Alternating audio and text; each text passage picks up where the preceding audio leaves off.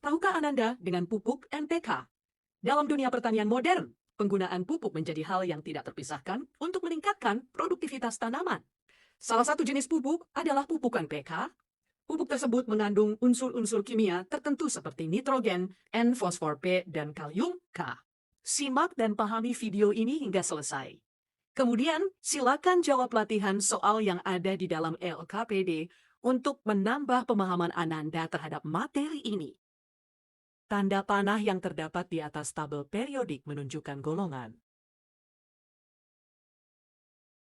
Sedangkan tanda panah yang terdapat di samping tabel periodik disebut dengan perioda.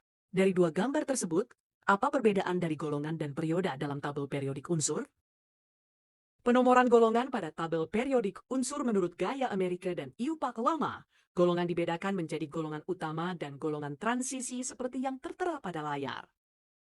Sedangkan menurut IUPAC terbaru pada tahun 1995, penomoran dari kiri ke kanan dimulai dari golongan 1 sampai dengan golongan 18. Jadi, apa perbedaan penomoran golongan menurut IUPAC yang lama dan yang terbaru? Jika kita hubungkan konfigurasi elektron dengan tabel periodik, maka unsur-unsur di dalamnya dibedakan menjadi 4 blok. Sehingga konfigurasi elektron yang diketahui dapat menentukan golongan dan perioda. Seperti yang sudah kita pelajari pada materi sebelumnya, konfigurasi elektron adalah elektron-elektron yang mengelilingi inti atom pada jalur lintasan, tingkat energi.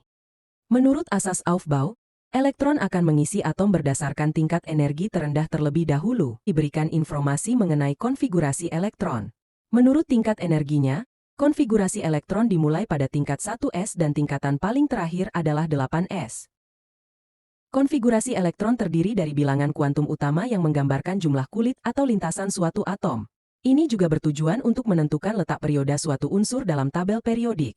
Kemudian terdapat elektron valensi dan orbital yang berfungsi untuk menentukan letak golongan suatu unsur dalam tabel periodik. Amati slide ini untuk informasi lebih lengkap. Gambar yang tertera di layar memberikan informasi bagaimana menentukan unsur yang belum diketahui dari nomor atom atau elektron valensi berdasarkan teori mekanika kuantum. Perhatikan contoh soal berikut ini.